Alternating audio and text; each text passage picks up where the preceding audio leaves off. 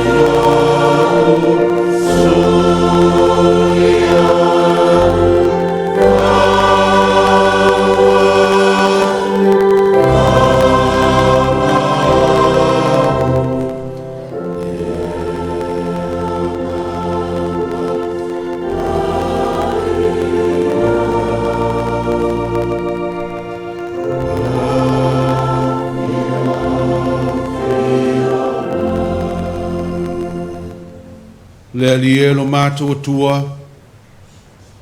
wa ulu fale mai lau whanau whātua tua i le amtanga o le neifo i māsina fau, tumua mātou loto le oli ma le fia ono au whaamaunianga ma lo walofanga le lei e le mawai, se sulaina le lava alofa le lie, ma toe whaafo i atu le taulanga o le vi inga ma le whaamanu, ai pangā lea le lie, Mātou te tūlava i o luma o i mātou o le whanau ang sala. Mātou te tū i le amatanga o le nei tāpua inga e le ato toa no whainatu o mātou loto, ma o mātou mawhauwhau, ma o mātou anganga i lawa fio. Mātou te uru whale mai ma le ngasu o le nei larolangi, o le aise awanoa mo lawa fio, ono le telefo i o mātou whale e tonu ma le anga, ai maisea mātou wang sala. O mātou tū ma le isi uso a tangata e le o le iai o mātou loto. O mātua i whanau, o le vāo whanau, ai maise lava a inga e le mamā i mātou. Ai siri ailo mātou vā malawa fio le arie, le atua le paia, wha le tonu ai mātou ono le tele wa mātou wang sala e whaia pea.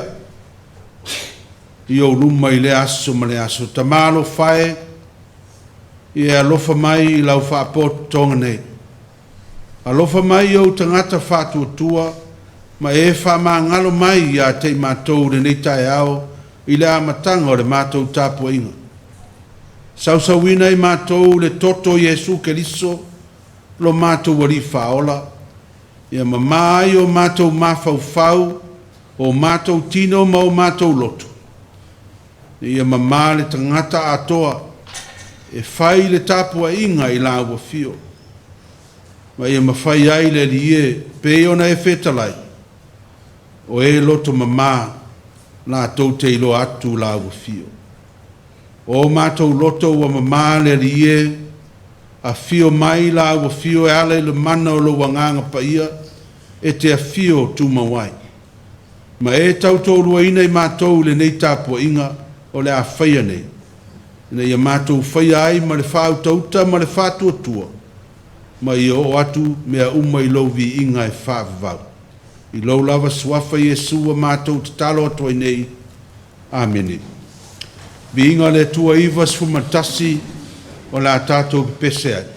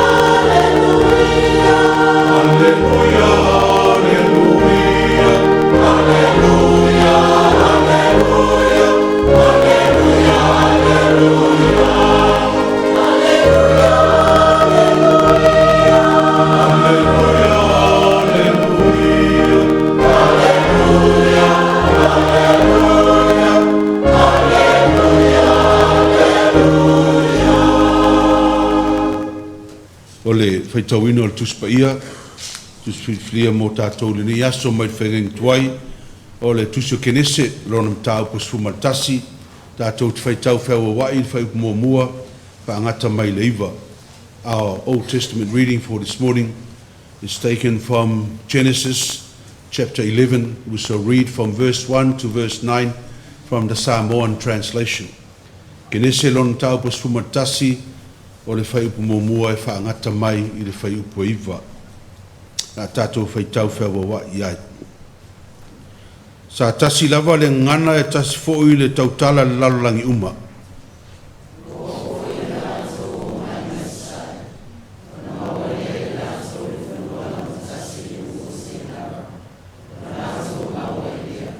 O na lātou whetauta talai lea o le tasi ma le tasi, sauia i nā tātou whaia i o ma o mea, ma matua tunu ai i le afi. O na whai leo ma o mea mo lātou maa, wa whai fo i le puru e Mary mo lātou pansina.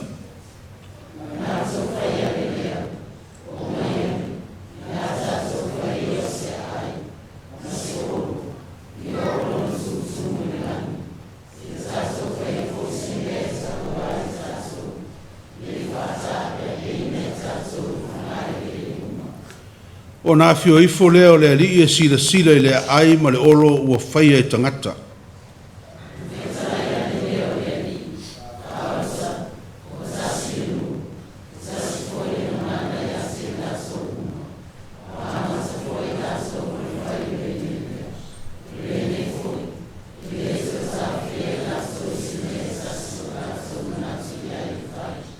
O maia i nā tātou o ifo ia, ma ia tātou wha ese ina i le mea lātou ngana, ina ia le langona le tasi le ngana le tasi.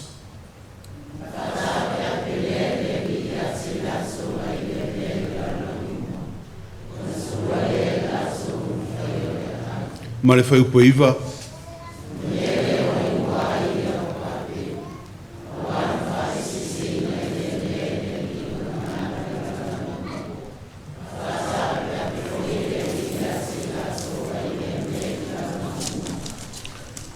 Fifilia ma le whengang fōu, o le nei aso, le vangaria luka lo na mta upo es fulma tasi, tātou te toi whaitau whaua wai le whai upo es fulma le ono, le whaangata mai le lua se fulma le tolu. Our New Testament reading is the Gospel of St. Luke, Gospel according to Luke, chapter 11. We shall read from verse 16 to verse 23, again from the Samoan translation.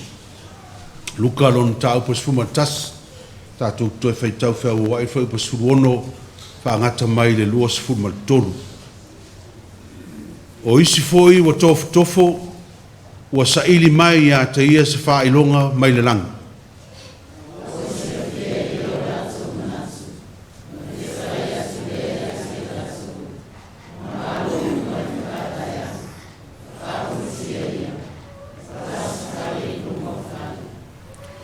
A whai foi e whewaiwa e sa tani, pe whape whe ea o na tū mau o lona malo. A wawo o tau whai mai o Perisipulo, e tūlia ai e au o te moni.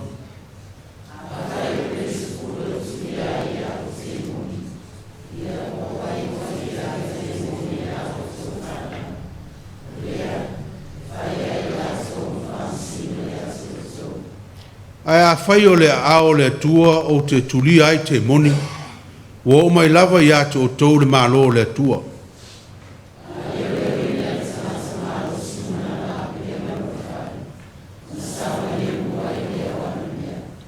Ai a whai o so atu ia te ia le tasi e sirilo na malosi ia te ia, wa manu malo iai, o na whao ai leo o lana au penga uma na ia whātua tua iai, ma tufa ia na mea na whao.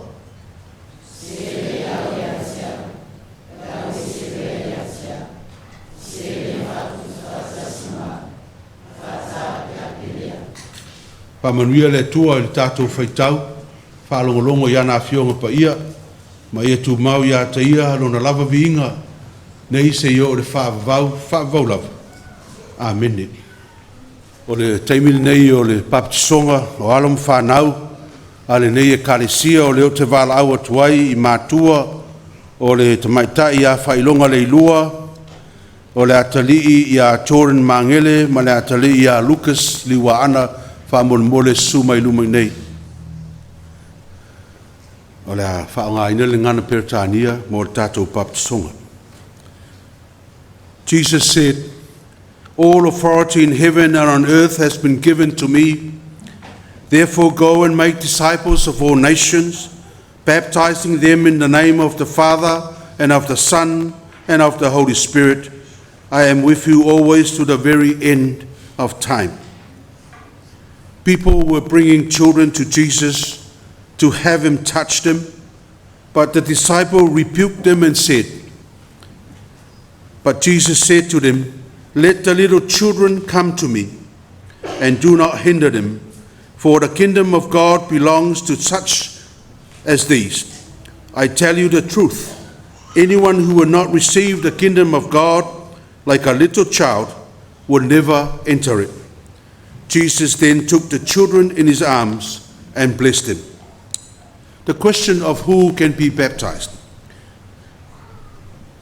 Brethren, baptism by water and in the name of the Father, the Son, and of the Holy Spirit is the holy sacrament that sets us apart in spiritual union with Christ.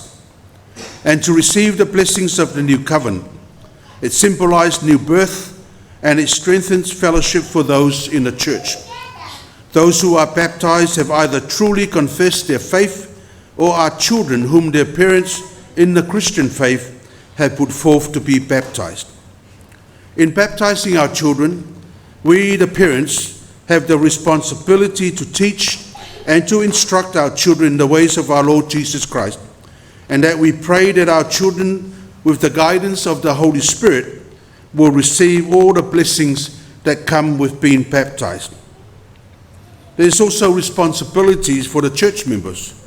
The duty of church members is to teach our children the Christian faith and Christian value. It is now important that I ask you, the parents, this question. Do you promise, with the help of God, you will care for and teach these children so that they may lead a life of a Christian according to the teachings and instructions of our Lord Jesus Christ? You will answer, we promise we will do it. Do you promise, this is for the church members, do you promise with the help of God, you will pray for these children and their parents, you will also fulfill your duty to care and teach these children, they may grow up as Christians according to the teachings and instructions of our Lord Jesus Christ? The congregation will answer, we promise we will do it. Let us pray. Almighty God, you gave your Son Jesus Christ for our salvation, and in his mercy he commanded that we baptize all nations in the name of the Father, the Son, and the Holy Spirit.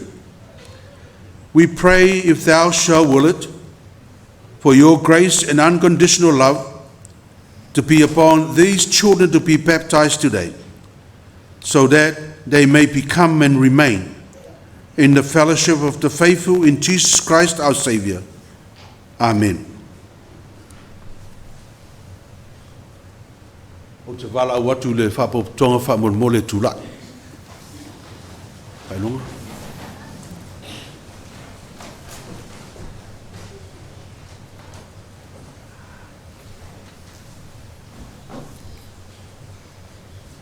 O le Tamaiti, whailonga sapina leilua. O te baptismal atu i atu o te tamā, le alo, ma le anganga pa ia. Amen. May the Lord bless you and keep you. And may the Lord make his face shine upon you and be gracious on you. May the Lord lift up his countenance upon you and give you peace. And may the Lord bless you and be with you. Amen.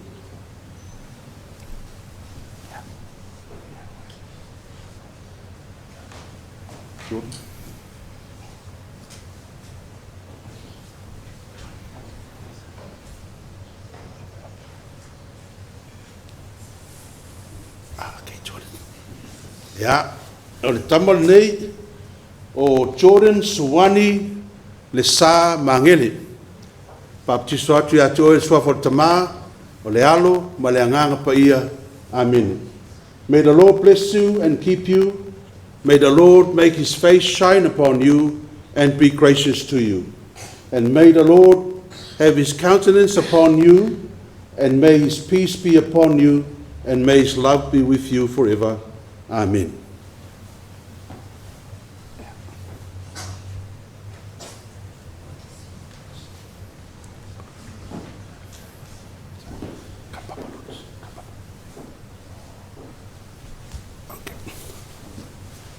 Okay.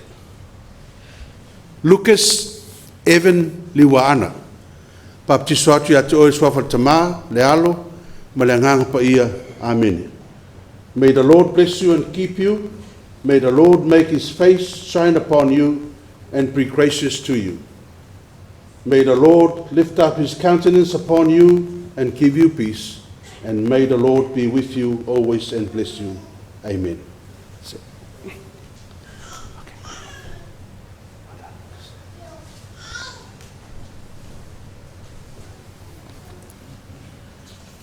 Anyone who accepts this child in my name, they also accept me. Brethren, you are now witness today. This child is accepted in the name of our Lord Jesus Christ in this congregation by whom Christ is shepherd of his flock. Let us pray. Thank you, Lord Jesus, for this holy service instigated in your name, that we may receive your grace and your eternal love in our lives.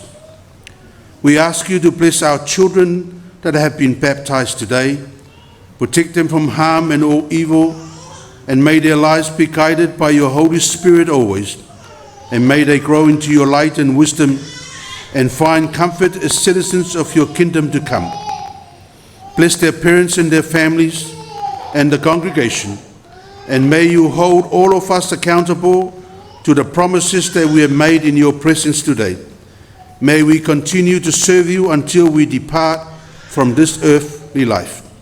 May your grace, peace, and eternal love keep us all in this life and the life to come forevermore. Amen.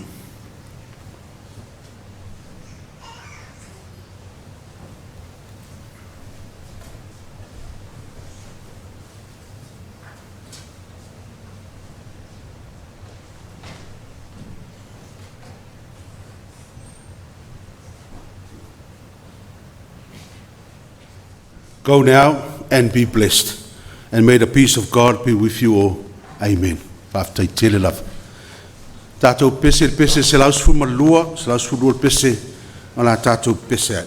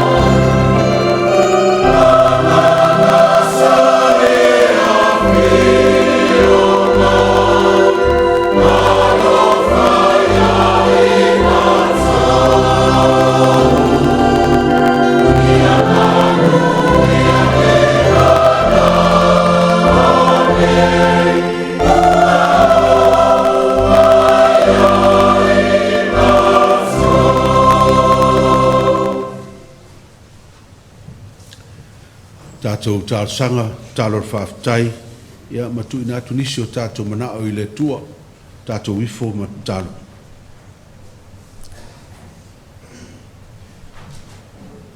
Le tua CCCS, le tua le tama le alo, ma le anganga sa. O le tua lava na e whaia le fōwhanga I lo mata sau, na e whaia mea uma I le poto ma le atamai ua le lei, na e whaia I leo tangata I le ulava whātusa, ina I o urua mafuta I le ola e whāwhau le eise oti le lie I au whamanuianga. Ai pangao le tangata le lie, o na nau atu le loto I le angsala.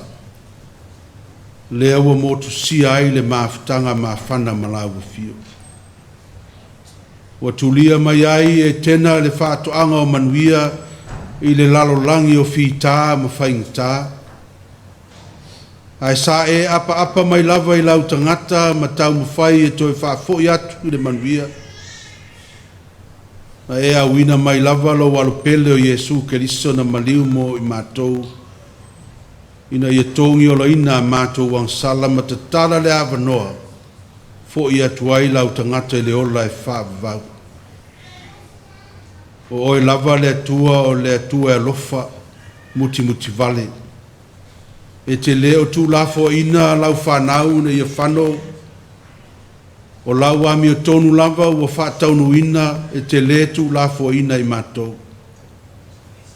Le lava ua ofo I le neitu aso a o ulu fale mai lau whanau whaatuatua sa e mua I loto lotoi I le no fuanga nei ma o lo whapenao na e a wai whatasi mai I mātou e ui lava I mātou o tangata anga salama whatauwa ai te le tu lafo ina lava I mātou wa ia te oe o mātou wanganga I le nei tae ao ma ue whaamanuia mai fo I le nei whaapotonga. E ale le mātou tapo inga le li ia I lawa fio. A ua mātou talitonu le li ia o lo iai lawa fio I le mea nei. O lo e whaamanuia mai a te I mātou lau whanau whātuatua. Pāwhetai le li ia le whaavano ina o taimi o lau whanau. Le ua uru whale mai wa tu whātasia o mātou loto o mātou si a e le taulanga o le vi inga ma le whamanu. Wa mātou a mata mea fo I le neitai au le papatisoina o naia mātou whanau o loa tāua wa e fo ai I mātua o lau e kalesia. O au whamanu ianga wa aia ia I le tino o lo wha o loa ina ai a inga o nuu mai kalesia. Pāwhetai le li e le soifua ma le ola o tangata wa iou au.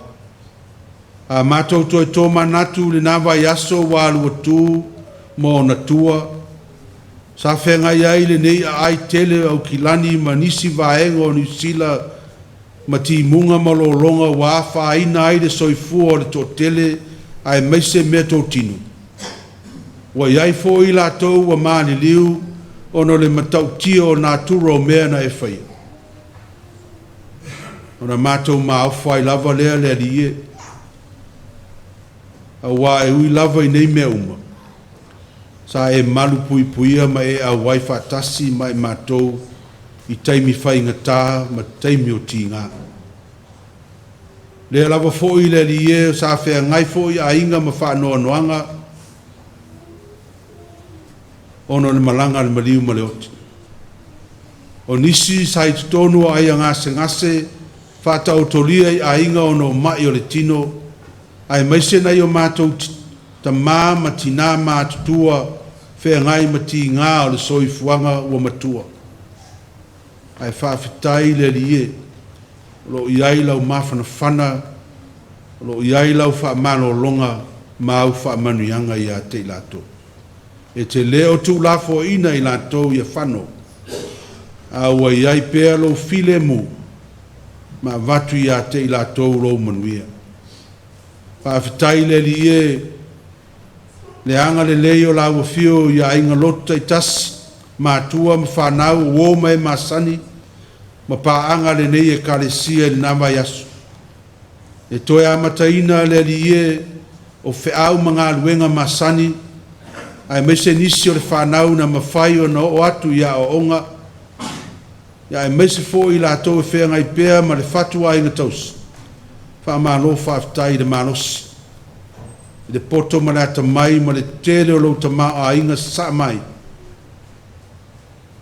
e ala le alie i tā leni maanga waa ua e foa i a te matou wha tino i na ia matou feau ma matou ngā luenga le manuia matou te whaafitai le rie i lou le tū lafo ino i matou i wha oso songa wha lave tupu wha se a walo o manu malo pēr le mana o la ua fio i te tonu o mea matou te iai ma o matou tangata whaafitai le sosia ma le tamau ainga o la ua fio sa mai pa tamau ainga i nai matou i so se mea i le tino le mawhau ai meise le loto ma le anganga ai meise lava le alia le tamau ainga lo whaasoa ina o wase manuia o matou ainga manu mai kalesia le ise mea o ngai matou a whaifoi matou te le tango lima o lo iai e o lo o alo lofa ia te matou e saunia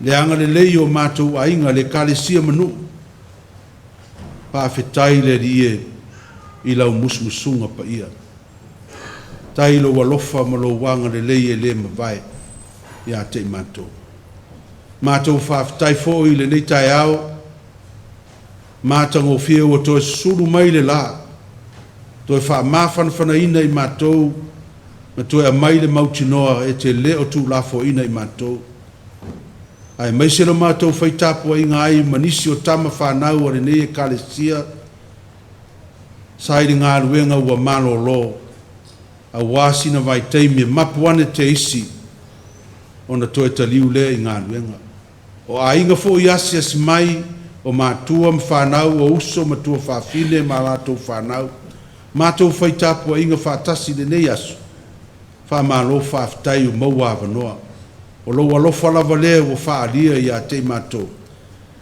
mātou maua i avanoa e mafutai e ala i lautala le lei i a mātou mafutanga whaftai ono o a fionga pa ia mātou whaitau pē i ai whai pē mata i ala i a te mātou le whatua tua ai maise le mana o lo wanganga pa i e tautolu ina i mātou i teimi o whaoso songa mai le mautinoa i a te mātou le li ie whaftai sinsiri ono Iesu Keriso le whaol tangani e tāpena ina i lona soifua lea mātou te whamana tuina le neitai au maua i e mātou le ola e whaavau i le whatua tua marisala mō whamauna tu mau la wa fio le viinga nei maso uma e whaavau mātou talo le li e whamanuia mai le mātou tāpua inga le neitai au mai lava seu matua se yo na ia mātou whana witi ia iai lo manuia ia te mātou ia iai lo file mu ia te mātou whaalotu tele mātou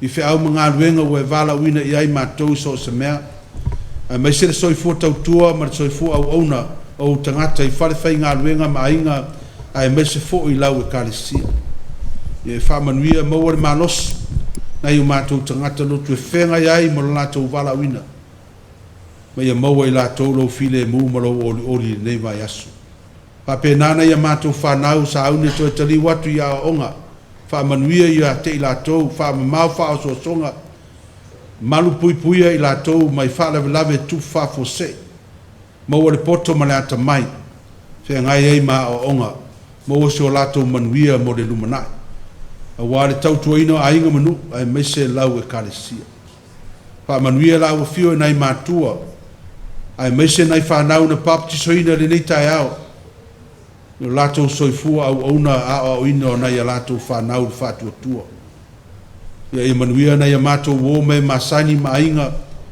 ai mese lau au whainga ruenga lo mātou mafuta le nei tai au ia lantasia i mātou lo walofu tu noa ia e mese lava le li e lo tamau a inga sa mai le ngato le poto ma le ata mai a o lo tamau a inga o le tino whaamanuia le lie nei ainga sa whengai malolonga o lo tau mwhai pēr le Taitaiina ma toe fo i le mena iai o lātou ainga ia maua le on sai ia maua le whaamawhanwhananga ia te i lātou ia iai lo file mu tālo le lie ia whaamanuia i whiau mga ruenga o le nei aso ma le nei vai aso atoa whengai mai mātou so i fua tautua o tangata ia iai lo walofa ma lo wang le lei manuia nei o mātou tangata lotu nei o mātou mātua o mātutua le soifua mai se nei whanau o lo mau e mai tu mau ma mai o le tino ia iai lau whaamano o longa mau whaamanuianga tama mau pe i lātou le file mu o lau fio i o lātou lotu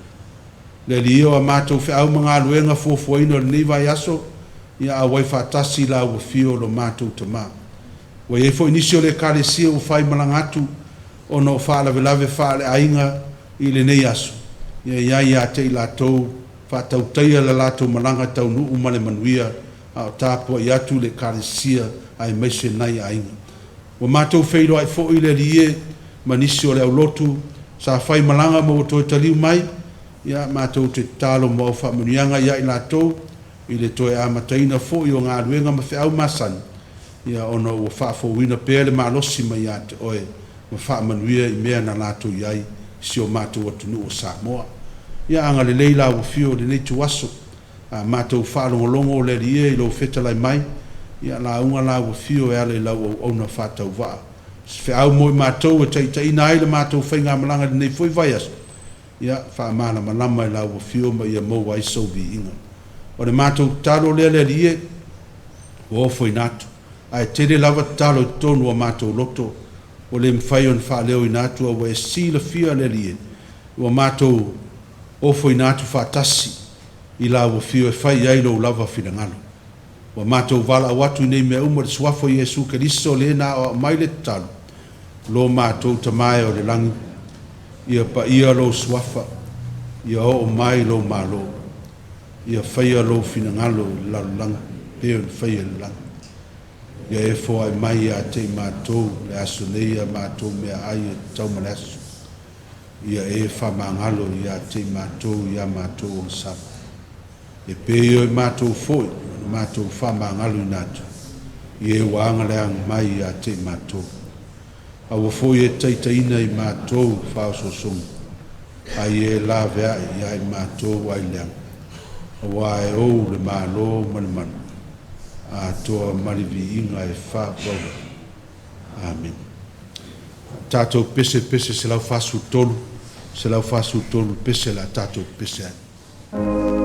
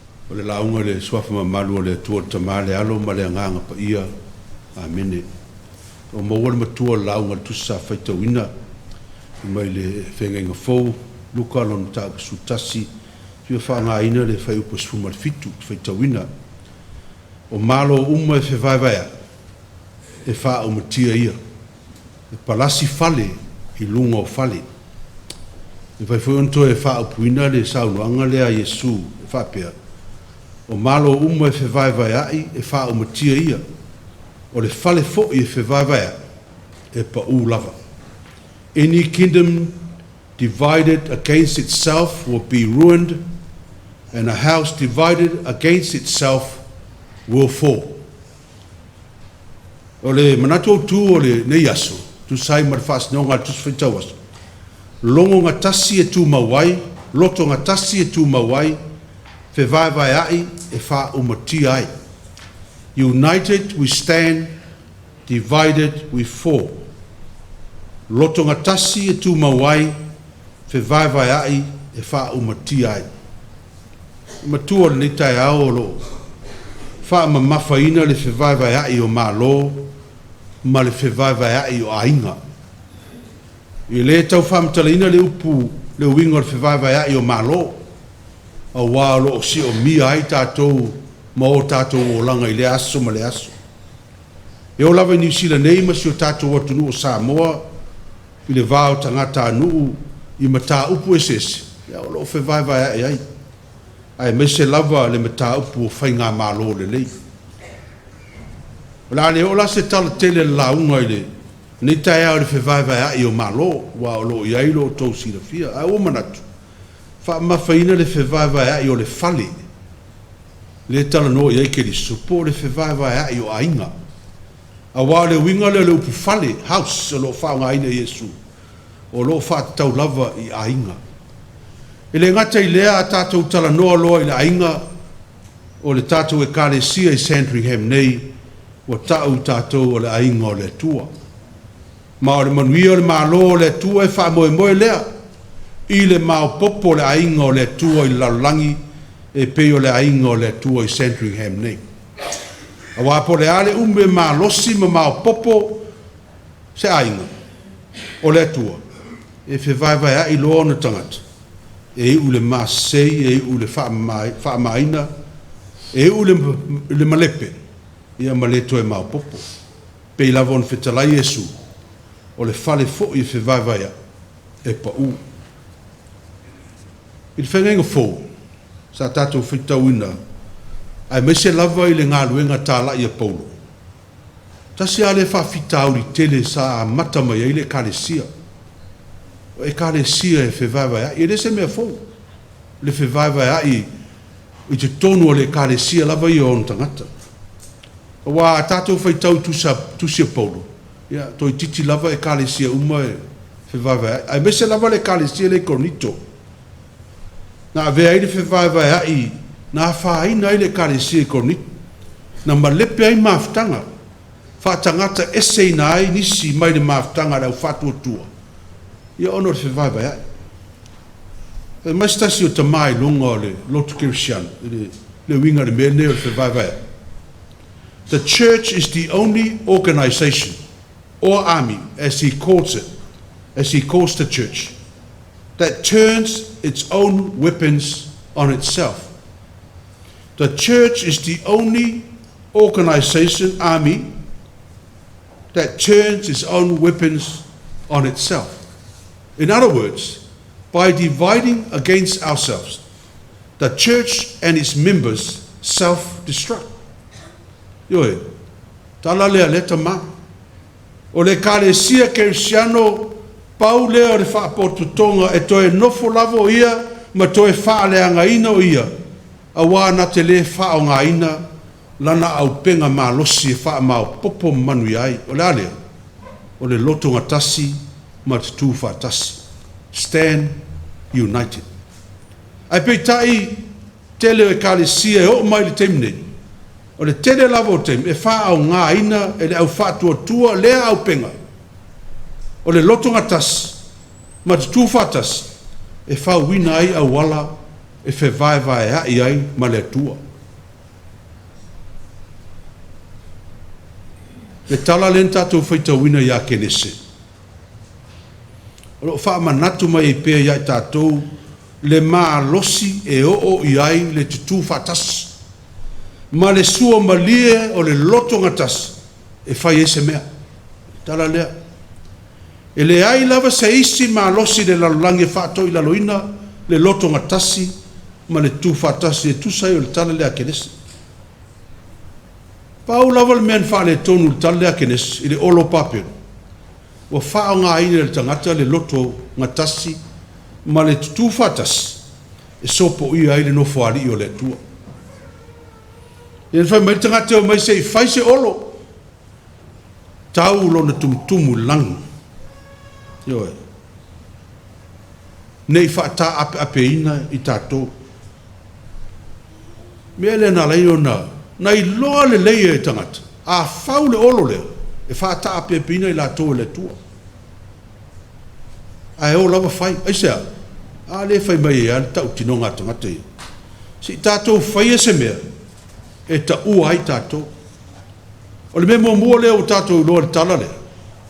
E a lai o na tau whaitanga te wha o ngā le loto ngatasi, ma te tū whaatasi e whai se mea lelele. Mua i e sa sopo ai le tua, lua, i e tau ua ai la tō. E fie tau ua i mea valea. Le tau ma whai mai ai le tala nei a olo pape. Ai nai lo le le tua. E mai le tua. Wa tasi le nu. Tasi fo le ngana i a te i la tō. E le to e tau fia i la tau i se mea tasi wa la tau manatu iai. No one can ever gonna stop them from doing what they want because they are united.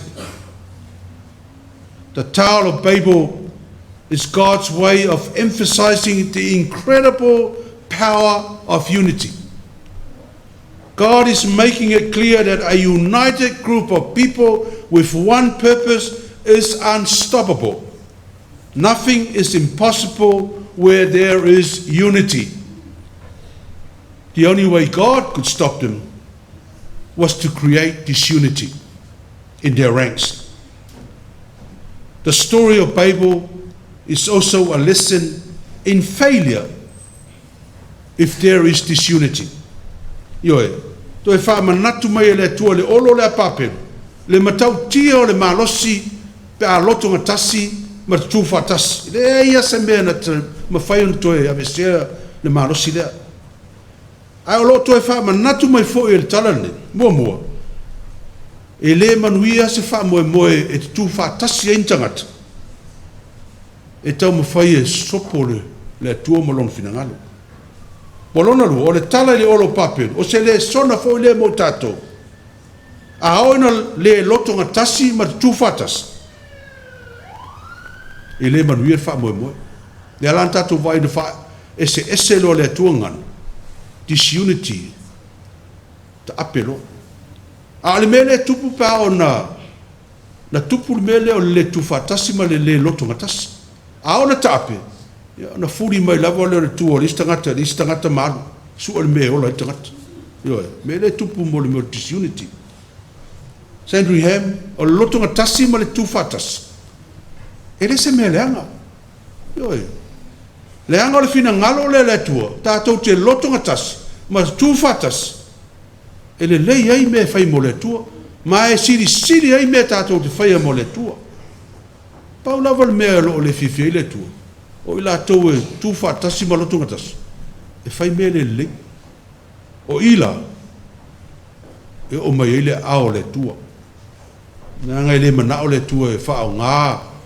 Ana mea lofo o le loto ngatasi ma le tufatasi e whai ei mea e lei na o mea le lei fina ngalo foi ke riso ia maua le loto ngatasi ma le tasi lan whanau tatu whai tau le talo Iesu foi le tuse Ioane lunu tau pasufitu ta talo whapitoa Iesu le mele ia loto ngatasi lau so pa mai talo Iesu lo tamai ia tausi ia i la tau lo suafa ina ia tasi la tau wha peo tā ua. Ina ia tasi la tau umu wha peo o el tama o i tonu ia tau.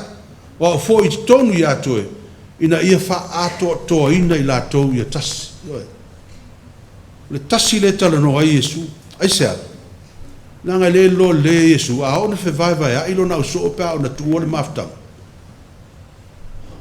Ma I mauru ngā luenga na whai. Le tala le leina ia o mai e tala. Le anga o malo uma maainga whewaiwai e pa ulava. Le foi mōri mau iai mātaio. Le foi mōri mau iai le tusia luka. A ona whewaiwai e pa ulava. Unity makes all things possible, but disunity ensures nothing but ruin. A le aise lo tunga tasi e lesi file mu. No unity, no peace. Tato e kalesia le nita e lo tunga tasi mal tu fa tasi e fai me siri e tangata mo lona ainga mo lonu. Ai me se lau e kalesia. E le o le launtasia I se mea pe on launtasia I tātou stoninga. Yo e tele lawan whaseina tātou o le tuwha tasi po le unity le mana o le tua le unity in uniformity. Yo me whainga a tasi le uniform. Mai matua mao popoa. Tua lotonga tasi a le kalesia le. Ai le ai. I li mawhai le same uniform we all wear. A lai le anga tonu e le nga tasi loto. E le o le tasi la le uniform. Yo e le o le tasi foi o mea tātou whapea. Whapea na whaide mea lem tātou ai umoi mea ia. Ai lo mea ia. E le o le tasi na le lo mana. It's not uniformity that God wants from us. Le anga o le unity in uniformity. E le whaavaea e se alofa e whaavae tū la fono. Yo e. Tātou tōninga lea. Yeah, everybody comes. Ale ai sala oe. E leo whaavainga se whaavae tu la fono. Mea nā rai. E le ilo atua, e ilo atu I whafo le uniform tua manaia a tō nā eita le loto lesi o na e leo fia whaile uniform. E leo united. A le unity le mana o iai ke liso ilan tusine. O le unity in diversity. Po le tasi whelanu lanu wa. Le mana o iai ke liso. La le wingo le, hawhena tasi e whelanu lua. Ora winga, e tasi tātou uma, e se ese tātou uma, e se ese o tātou lanu, e se ese o tātou umi la poa, a o loto tu tusa uma e whaise mea. That is unity in diversity. We bring our diversity, put it all together to find that unity. We stand together. The unity ngā letara no iai le whiawal tala le nitai au. E leo le unity e whao ngātu la whona tasi uma me tātou te anga iai. A o le left, imi po le left. Nei ia taime e lefties e righties. Ala e ho ai whaine me tasi le wha moe, e tau rūt wha moe. Ai sea, lango le unity e se ai tāleni. We don't all have the same talent, uniformity in talents. But we have diversity in talent. And put all that together to create a unity that is more strong. Stronger than being in a uniform. Right? Vai atu tala le ami foi le sau mai le ami Russia attack Ukraine. Nice uniform, all the same tank, and on a par pomta ape. Nanga le loto ka tasi e whaitaua. That's not the kind of unity we're looking for. The unity diverse ma tātou. Whelanu lanu wa I tātou ma tātou tāleni. Ai tasi lava I tātou. O le whelanu lanu wa I lana, e wha ma ite ai mea lei. Langa e wha ma ite le alofa. Tau te le whaia se mea ona stu la fono e whaile mea. Ono le anganga o tangata loto mali e whaile mea lea. Pe te le whea lana le au ngā, pe titi, pe tele lana foai. O le mea nā. But at the end of the day, our goal is put it all together. Ma losi melo tatou whaia. Ai a toso mai lesi lalo I, ono le mana o le mele nunga I. E lalo ai I tatou wha moe moe.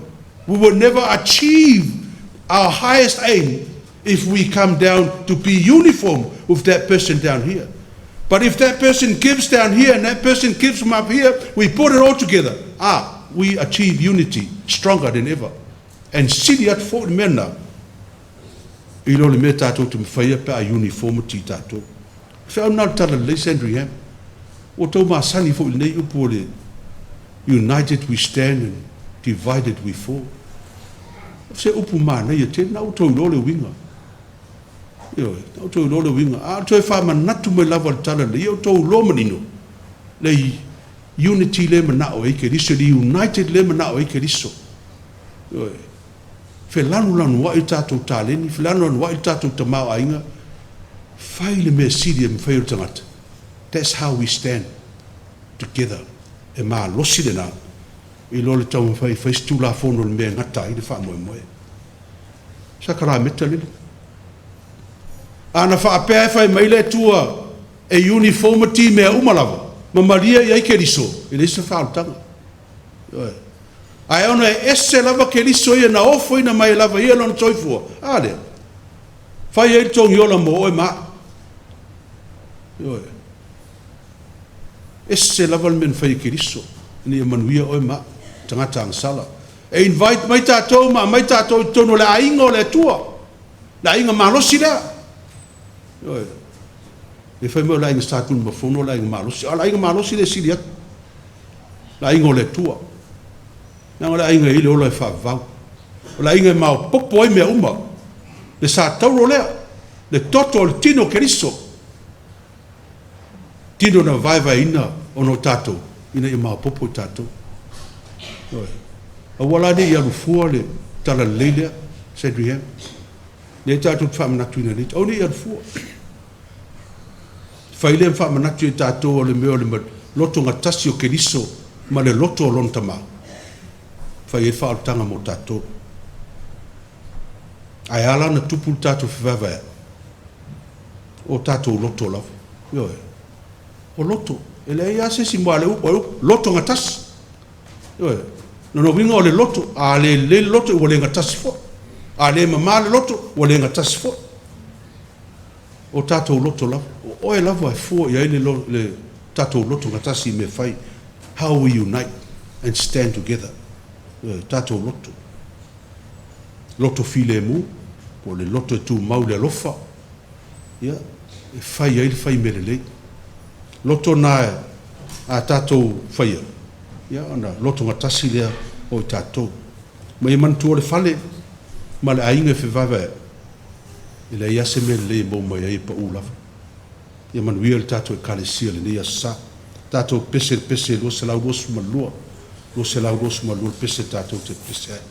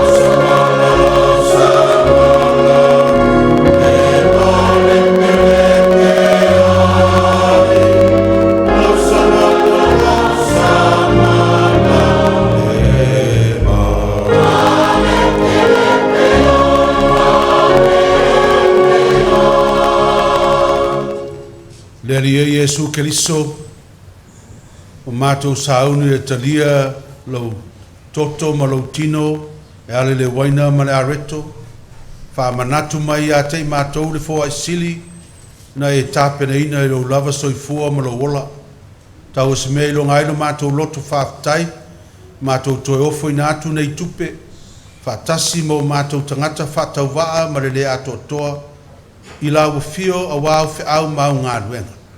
Taria mai la mātou fōai, ma e whāpa ia ina, whaatasi ai ma lau wha manuianga I a te mātou o lau whanau. Ino lo lava suafa Yesua mātou te talo atuai nei. Amene.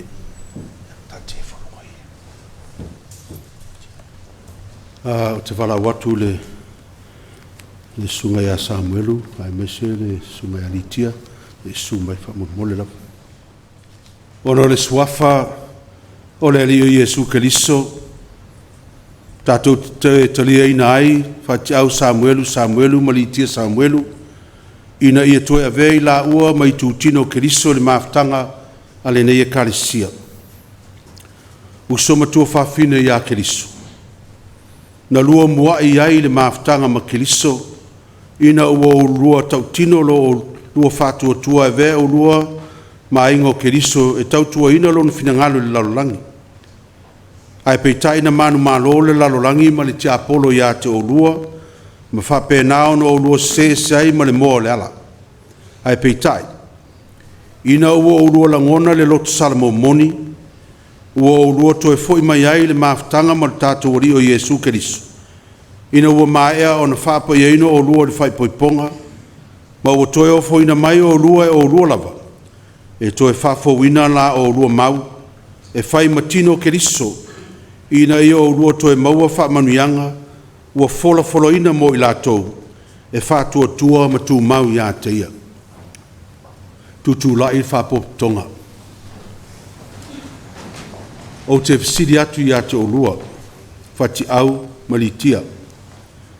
Pōwa o lua tautino I lumo le Kalesia, ma le nei whapotonga, ma lumo le tua soifua. E toe ave Iesu Keriso mo o lua li ma whaola, ma ua o lua salamo wha maoni ia o lua ngasala, ma ua o lua whatua tua ia Iesu Keriso wana o ia lava. Te lua tali mai tautino atu ma le loto atoa. Ua o lua tautino e whaatino le finangalo le atua, ma whaia me ume mana o mi ai o lua le tino Keriso I lana I Kalesia, I le lua awai tāpua inga, I le lua awai le whaamantunga pa ia, a toa ai ma le lua awai fono le Kalesia. Tautino atu ma le loto atoa. E te lua tautino o le a o lua toanga e whaitau le tuspa ia, ma te talo ma fōai ma whaitau langa, a toa ai ma le tautua ina o istangata. Tautino atu ma le loto atoa. Alale lalo le whaapoputonga. Tātou te talo. Le tua mamanae lo mātou ta māwha le langi, o lena lawe mai a te mātou na I le pule le pōli uli, a ua au mai ai mātou le mālo lo lava lo pele, ua mātou whaafitai la ua fio, a wāsa e le tau tau fia lo wang le lei, mai au au au na nei, a sa e fōa I a te I la ua le iloa Keriso, lo la ua ali I ma le whaola, sa e vala au ina fōi la ua, ina I la ua o sia, le whengainga whatasi, mai la tau I tonu o le nei e Kalesia.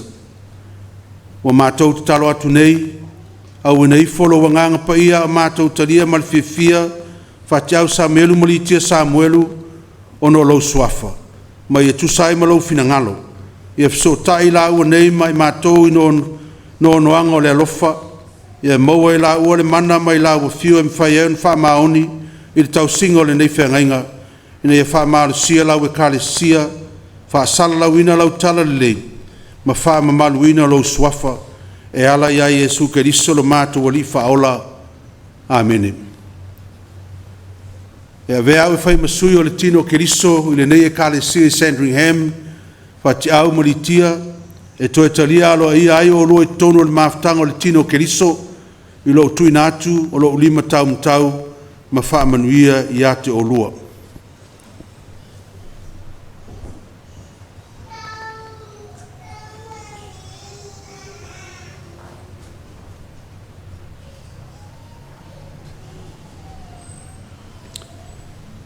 o le talo whaamanuia, o le tue ono le alofa tuno malava, le na vala wina I tātou ia iwatu ilona manuia whaavavau o ia Iesu Keriso. Wha ato o tuaina o lua ia, ia whaatu mawina, ia whaamalusia, ma ia whaavaina o lua, ma ia te ia le viinga ma le malosi e whaavavau lava. Amen. O le talisuanga o le whaamantunga. O usu pe leo no le rii, whaalatrata mai la aipa ia, whaafonga ia fio ngā lofa o le tātou o rio Iesu Keriso. O nei o le areto le ola o le sau ia tau, e le la aina lava ia. O le whātua tua fo ia tau, e le tue fia inu lava ia, o ia fo ia sau ia tau, o te le tulia lava I fafo. Amu ia e fia ai ma fia inu le ami o tonu, a wai maa ona I la tau. I am the bread of life. Whoever comes to me will never be hungry, and whoever believes in me will never be thirsty. And anyone who comes to me, I will never drive away. Blessed are those who hunger and thirst in righteousness, for they will be filled. Ia iato tau le file mua le tua, may the peace of God be with you all. Wana tātou te talo. Ua matua ono mea lava matau ona mātou tuinatu le whaaftai la ua fio, le CCCS le tua e whaavavau, le nwhaia le tangata I le ulava whaatusa, ma ua e alofa muti vali mea umana e whaia. Mea silisili ua laio na mātou vi atu I la ua fio, ua toi tu mai manu malo le mātou wario Iesu Keriso na ie uoti, o le uofo inatu e whai matau langa mo I mātou, ma ua ave se ina e ia ang sala uma le lalulangi, ua wha o matia fo I le malosi o le oti I lona lava maliu, ma ua fo ina mai e ia le ola fou I lona toi tu manu malo. Ua mātou wole atu I la ua fio le tama, ma le loto wha maua lalo, ia tusai ma lo fina ngalo, ia mātou langona mautinoa lo wha tasi mai, ma lo alofa tunoa. Ia wina ifu fo I lo wanganga pa ia ilunga ia I mātou, ma lunga au me alofa le areto ma le waina, na ia mātou au wai wha tasi le tino ma le toto le mātou rii, a o mātou ai ma feinu wha tasi. Fo ai mai, ia velo mātou mafuta wha tasi ia Keriso, ma ala mātou te tupua e ai ma le alofa, ma le loto ngatasi ia te ia, o le wa vea mao ma ua tau na vi ia, pa tasi mala ua fio le tama ma le anganga pa ia, ne I te o le whaavavau lava. Amen.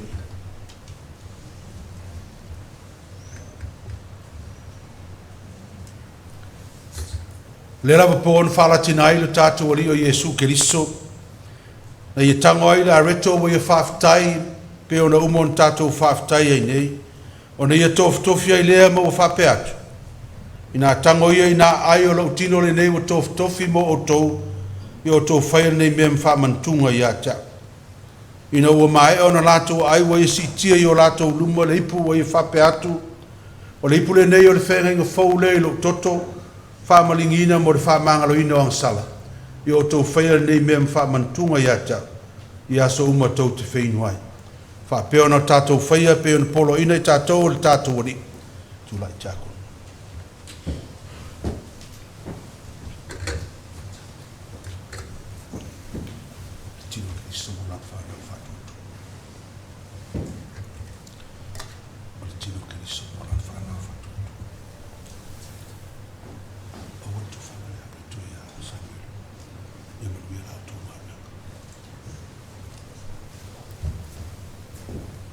Ma wara rito ta afisi o tātou taria whātasi.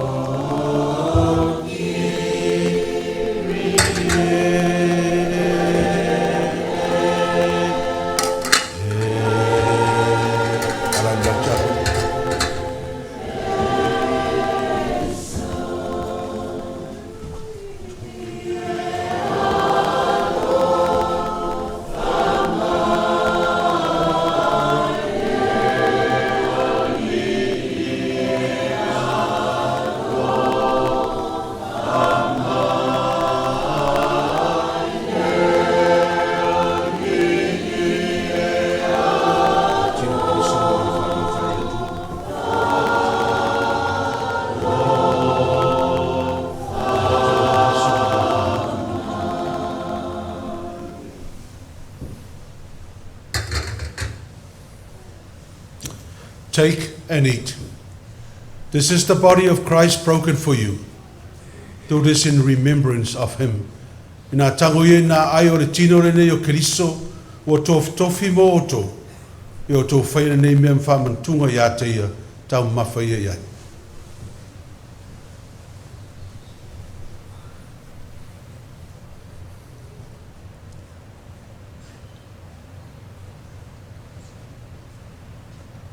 Tula Chakon.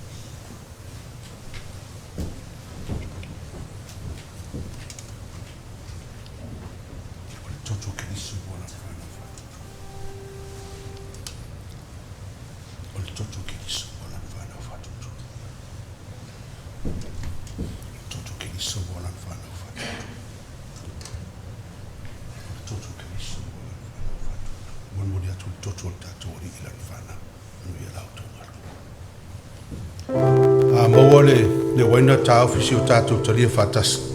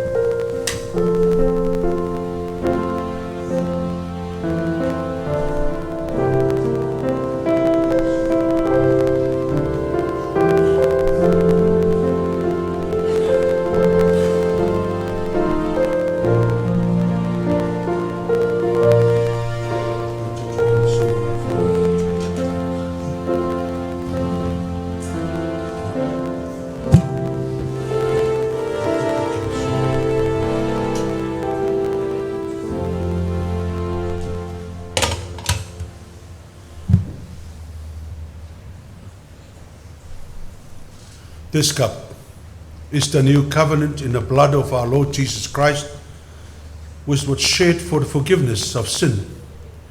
O le ipule nei o le whenga fau lea le toto Jesu Keriso, whaamalingina mo le whaamangarina o ang sal. Yo tō whaia nei mea whaamantunga ia te ia sa uma tau te whenua tau mawhaia iai.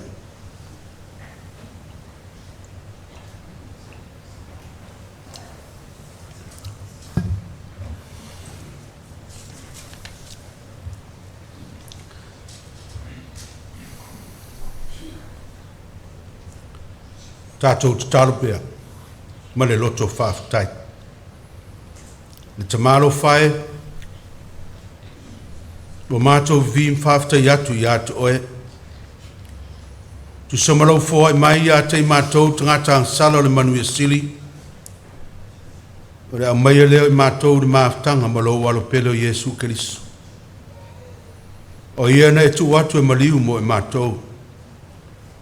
O ia fōi, ua e toe fōai mai a te mātou. Ina i whawhanga ina i mātou le ola fō. Ua mātou ole atu mō lau soaswani. Ina le ingalo ia i mātou nei me alofa. A ia mātou tau aveina pēr. Ia tūsia le papa o mātou loto. Ni mawhai o na mātou tuptupua e le whātua tua. Ma fua mai ngā ruenga le lei. Ma mātou wola i lovi inga e o atu le whaavavau. E ala ia Yesu Keriso le mātou ali whaola. Amene. Tātou pese se lauro su tolu, se lauro su tolu pese tātou te pese i tula jako. Thank you.